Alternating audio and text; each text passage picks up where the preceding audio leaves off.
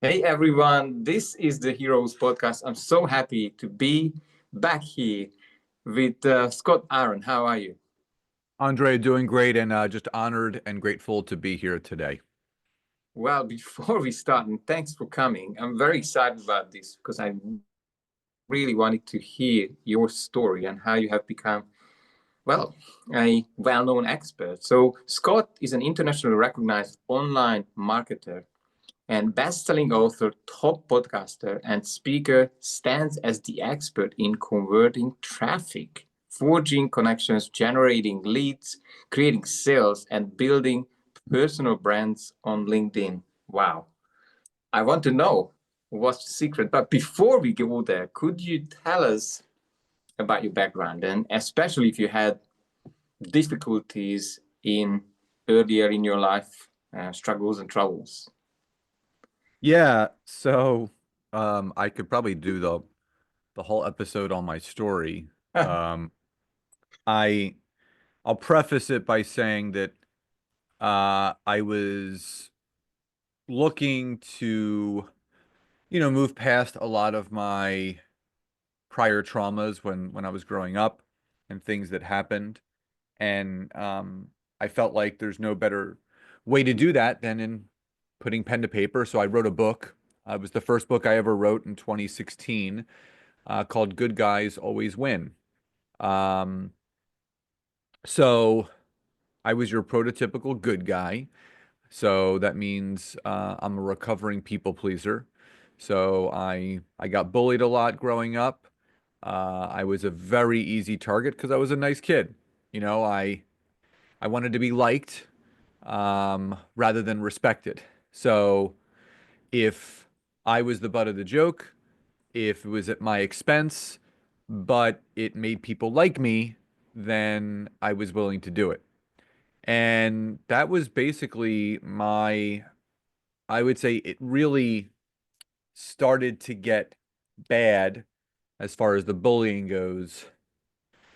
I would say late elementary school, um, into the start of high school. Once we kind of all grew up, we were in our teenage years, things kind of settled down a little bit, probably by sophomore year, probably by the age of 15. The somewhat emotional maturity, if it's ever there, was prevalent and present enough between my group of friends where they really saw the value that I brought to the group and how good of a friend I was, how much I cared, how much I respected everyone. That's how my parents raised me, treat others the way that you would want to be treated. Sometimes people don't treat you the way that you want them to, and you have to kind of accept that. And for a good part of my life, because of the bullying, my parents fought a lot of my battles for me. And that really stunted my growth as far as being a proper communicator, voicing my opinion, and having difficult conversations.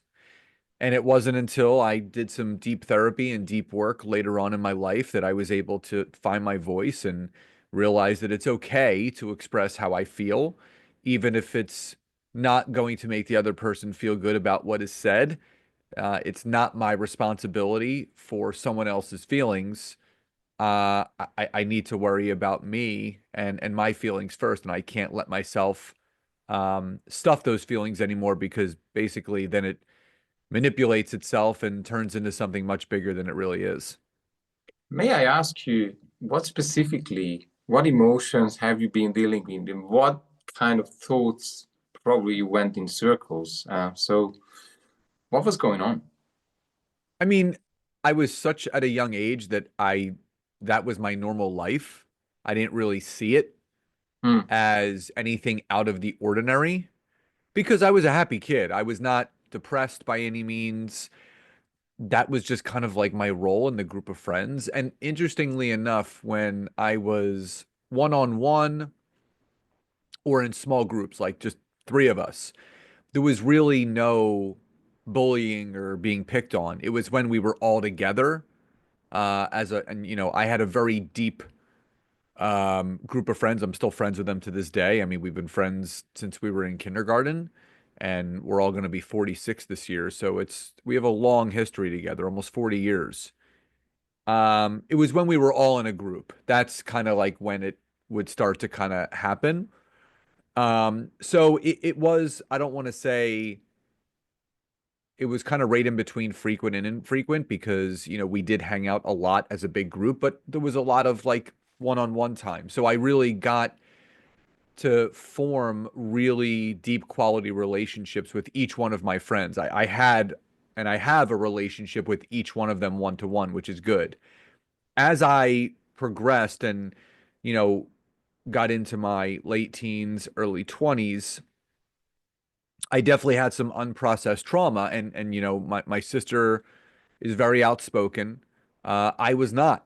And I always remember my sister saying, just tell them how you feel. Like, and I was just always afraid to speak up.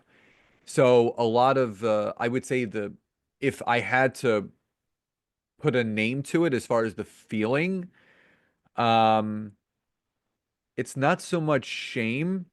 It was more or less like over caring because I cared more about other people's feelings than my own. Like I didn't want to hurt anybody's feelings. But in the end, I was the one that was getting hurt the most because I was stuffing my feelings. And if I ever had to have a proper conversation, I couldn't get the words out. Like I would fumble over my words, I would stutter, like I would get frustrated and flustered. And it just didn't lead to any productive conversations. And, this all kind of, was going through in my childhood. But I would say what helped me kind of get past all this was when I was 19. I was a sophomore at university, and I had recently left the college that I started to attend. I could not find the balance between schoolwork and social life, and my grades reflected that. My parents said, listen, you're a sinking ship. You're going to fail out, or we pull you out. And we're just going to pull you out. We're not going to pay for you to party with your friends. So I ended up coming back home, ended up re-enrolling at a local university, close to where I grew up.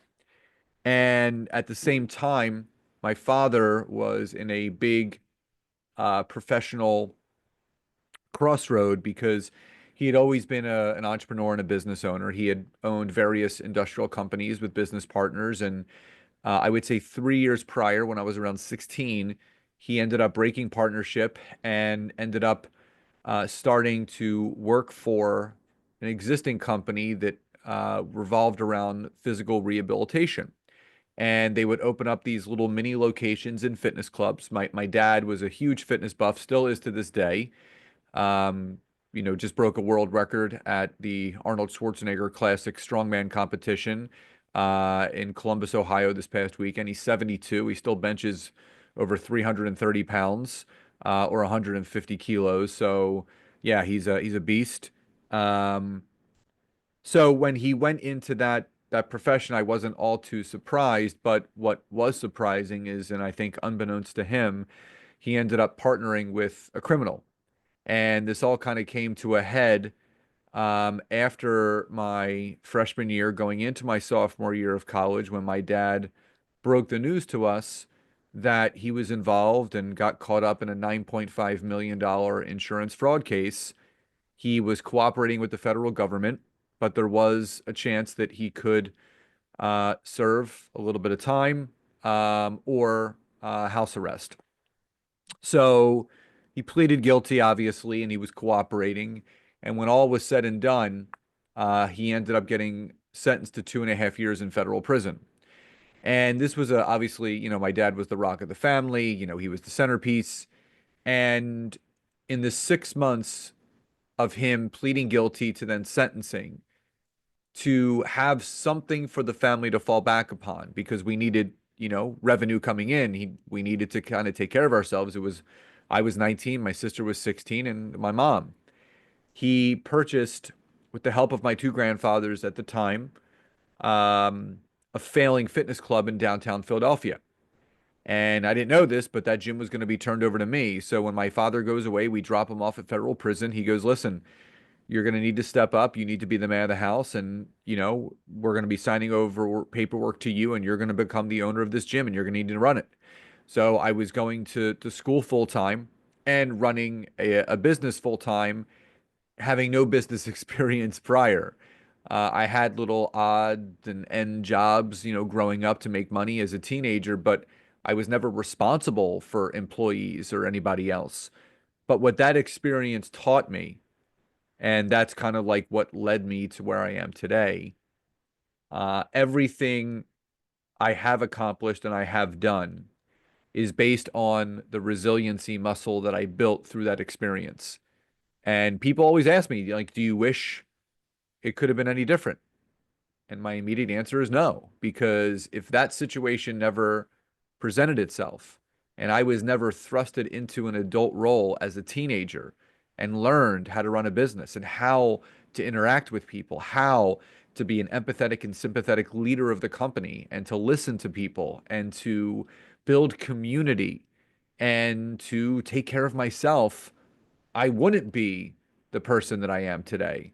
And I'm grateful for that journey. I'm grateful for all the experiences and what it taught me and the lessons that were learned, because now I have those stories to share with other people to inspire them through difficult times they may be going through. And, you will go through some adversities. You will have some obstacles to overcome. But if you understand that, you have to be resilient, you can't give in. You got to just take those baby steps forward each and every day, because at the end of it, you're going to come out better than you were when you first went in. What a deep water experience, so young. What would you say? What were if someone is in a similar situation? Well, you know, things are caving in, and they have to step up. Sorry, to step up to take that leadership position. What would you say? 3, 5 things that they can focus on so they can stand stronger. You know, for me, I don't want to say it came natural to me, but there was a bigger purpose. I had people that needed to be taken care of. My sister was obviously, finishing out high school and getting ready for college.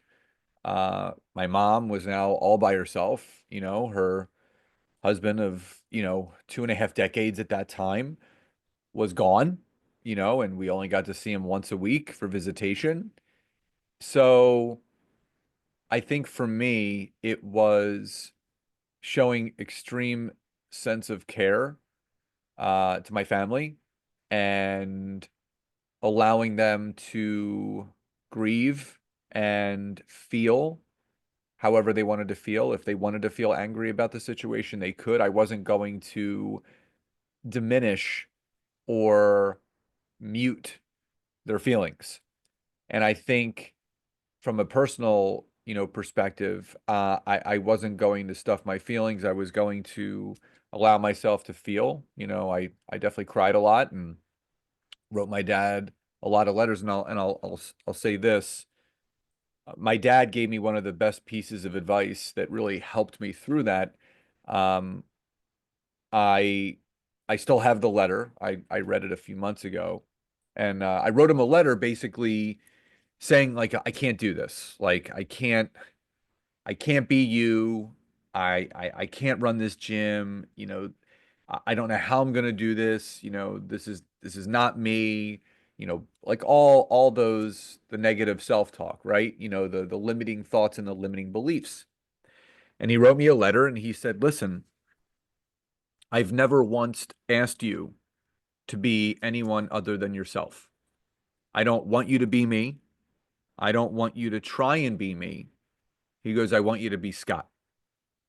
I don't want you to try to be anything other than your true, authentic self." He goes, "Just be you. Talk to people. Be inquisitive like you've always been. Show care, show concern, show empathy, build community. Take time to ask questions and listen. Really get to know the people of the gym. So you really have that extended family through all this processes that we're going through.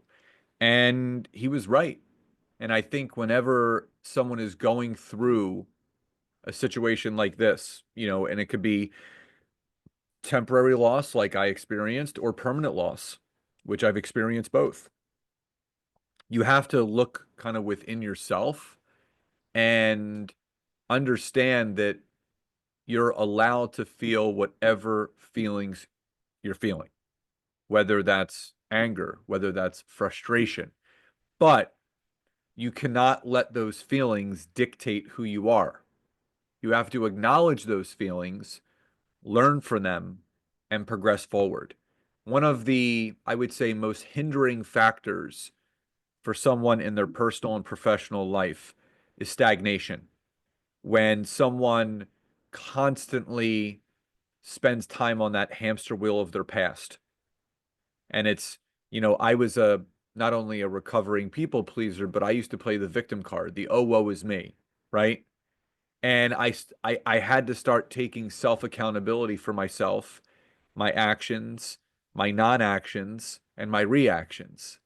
And when you have full um full and clear recognition of who you are, how you are, and more importantly, how you're feeling, you can really acknowledge all of that and you can progress forward in a positive way. The one thing that I do know, every single human being on this planet Earth is a work in progress. There is not a human being today, no matter how enlightened they are, that has it all figured out. And I remind myself of that. And for me, I always look back and I pat myself on the back and like, man, you had a lot of shit thrown at you. And you traversed right through that. No matter how muddy it got, you kept going. And I think that's another thing that people need to know is when you're going through something like this, you're not a tree, just move. You have to move forward. It's not moving on and forgetting and sweeping these feelings under the rug. But there's a great quote that says, so what, now what? Right? So what, this is happening. Now, what are you going to do about it? And for me, I've always been an action taker. I don't like to dwell on something too long because I know if I do, that's going to become my identity. And I don't want a traumatic experience or a past experience to become my present identity. I want to shape my identity each and every day that I get to open my eyes. And that's the best advice I can give someone.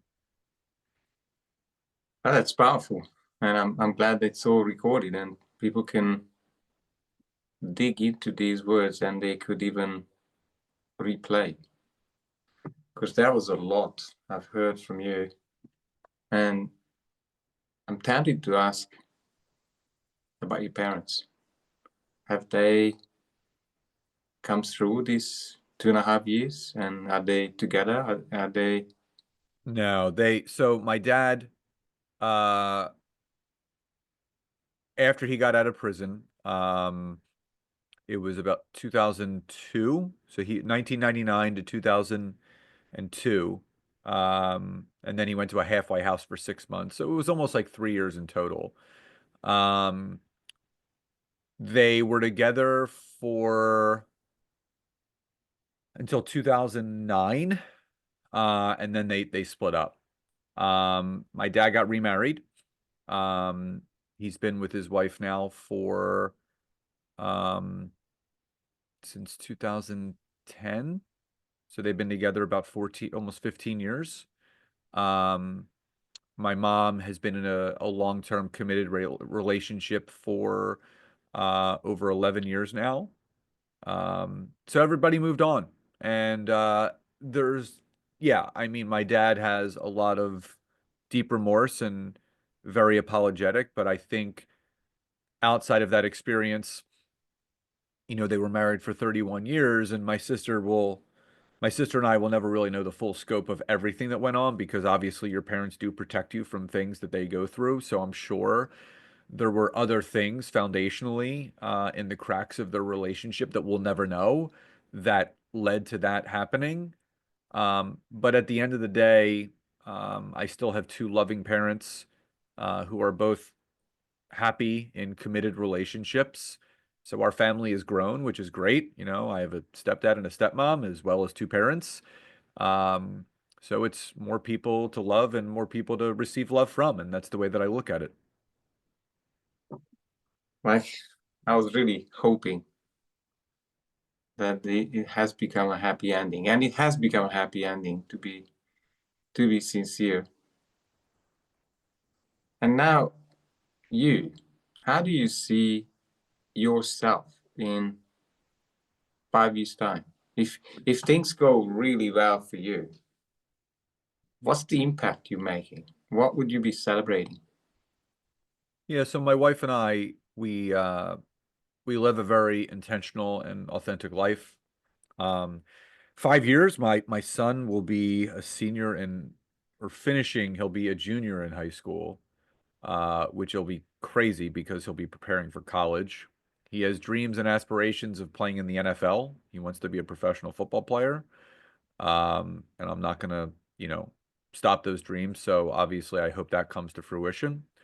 As far as for myself and my wife, just continuing to live a great life personally in our relationship, keeping our communication open, and from a professional perspective, continuing to grow our three businesses which we run together, and creating that financial flexibility to give more, but also to help more people create and scale the businesses that they love. I think the true satisfaction of doing what we do is hearing the wins from the people that we work with. And we constantly remind the people that we work with, whether it's a one-to-one capacity or group capacity, or even our paid community. At the end of the day, nothing that we have would exist if people were not getting positive results. And that's what feels best to us, knowing that the things that we have created are positively impacting people in a professional, personal, and monetary way. And we want to continue to expand on that. We want to help as many people become as successful and as happy as possible, knowing what they're doing matters and knowing that what they have to offer the marketplace is helping more people. So just creating that chain reaction of happiness, creating that chain reaction of wealth, creating that chain reaction of legacies, and creating that chain reaction of people living with 100% authenticity and genuineness. I think, you know, there's nothing better to feel that. I mean, nothing feels better than that. So that's what we're continuing to strive towards. That is profound. And and what are the three businesses? Did you want to expand on that? So my wife, we have three arms to our company. One of the arms is a content repurposing agency for insurance brokers, insurance brokerages, personal brands, and nonprofits. So we help people show up on LinkedIn by helping them repurpose and create content from the assets that they have to kind of take that off of their plate so they get more visibility and obviously more business. I run the LinkedIn coaching and consulting side of things. I've been doing that since the end of 2013, early 2014. So I work with coaches, consultants, and service professionals, either in a one-to-one capacity or group capacity, helping people optimize and streamline their processes on LinkedIn to build their networks, generate more leads, create more sales, and expand on their business and brand visibility through their content, but also nurturing the networks that they've been growing. And then together we run a business called The Time to Grow. And this basically we have three different offerings that encompass all three phases of business, early inception or pre-launch, early stage, and growth and scaling. So for the people that are in early concept or, pre-launch, we have something called Expert Foundations, which is basically a 6-month DIY course that teaches you the four core functionalities of business, operations, marketing, sales, and finances. So helping people get their business organized and structured over a 6-month period so they don't have to spend a lot of time or money learning how to do that. Above that are the people that are established in business. And that is something that we call the Expert Content Society. So this is a private paid community centered around helping them create the proper LinkedIn content that positions themselves as an expert for more visibility and brand awareness. And then above that is for the people that are looking for growth and scale. And that is our Expert Authority Mastermind. And this is a very small hybrid group one-to-one mastermind. So we work in group and one-to-one capacity. We do weekly group coaching. But also each person meets with myself and my wife once a quarter to go over their goals, things they need help with, and obviously we create action plans of what they need to do to achieve those goals. So that's kind of like the 10,000-foot view of the three things we have going on. That must be, don't even know how you could focus on so many things at once. And to have that hat, wear the hat, how do you manage it? We are very organized. So we have a COO that kind of keeps us in order. She runs the operations of the three different businesses. We have a CMO that's in charge of the marketing assets. Myself and my wife, we basically work 3 days a week, Mondays, Tuesdays, and Thursdays. That's the bulk of our heavy lifting. And then Wednesdays and Fridays, we leave as flex days for either days off, personal stuff, or if there is spillover from current projects that we have that we need to take care of, we now have the flexibility to spend an hour or two during those days to get it done. Um, and again, it's for us, we have the most crystal clear clarity of what we want to achieve. So when you have that kind of clarity, it makes it easy to focus on the things that you need to get accomplished because we know what we have to do. So for us, it's not any extra work. It's basically just chipping away each and every day. And we've spent a lot of time, energy, and effort building what we've built. But, again, we're into year 8 of the things that we're doing. So there's been a lot of trials and tribulations along the way. And, we wrote a book called The Feel Good Business Model, kind of documenting what we've done over the last 7.5, almost 8 years to get to where we are. So it's not been an overnight success. There's been a lot of trial and error, but everything that we've created is to make sure that people don't make the same mistakes that we did, because we want to shorten that learning curve and we want to shorten that success path for the people that come into our world. So, and we openly and we honestly tell them, if you do exactly what we've done and you do it the way that we've done it and you adhere to our advice, you will achieve all the success that you want. That's impressive. I think there are a lot of people out there who would love to work 3 days a week and organize their time, their focus and energy to have time on their hands, to have that buffer if needed to jump in, do some things. Yet, if things are going well, just take it easy. Yeah. I mean, again, when you know what you want to achieve, you can organize your day around those things that you want to achieve. And it's having that singular focus. Most people put too much on their plate. And when you have too much going on at once, you end up getting overwhelmed. You end up going to analysis paralysis, and then you do nothing. So we start with one thing at a time. We have a singular attention and a singular focus. And once that's done, we then move on to the next thing. I love that idea. Well, you mentioned you have a book. Is that available on your website or? what's the best way to engage with you if someone is keen and excited about following what you do? Yeah. I mean, LinkedIn is where I spend the majority of my time, so you can find me on there. Our company website is thetimetogrow.com, which has information about the workshops that we have coming up, our feel good business model. And then for me personally, scottaaron.net is my personal website. So that has information about my book, the LinkedIn book for sales and marketing, my podcast, which you were a guest on, Networking and Marketing Made Simple, and some of the services that I provide. How powerful. We'll have all of the links under the video.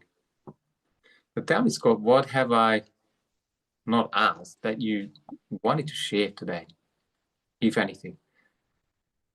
I would say, the only additional thing that I want to share with the audience is, and I heard this from, I forget who said it, but no matter how bad you think things may be, someone is always going something worse than you. And why that's important to kind of latch on to is that we tend to kind of dwell on our sorrows and we think that we're the only one going through what we're going through.